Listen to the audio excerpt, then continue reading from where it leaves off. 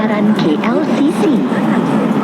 Sila beratur di tepi Pintu di sebelah kanan dan beri akan laluan kepada dibuka. penumpang keluar terlebih Exit dahulu. to the right door. The train approaching platform 2 Kuasa Damansara. is arriving.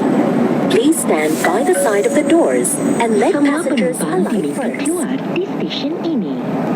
Sila pastikan anda membawa semua barangan pribadi anda.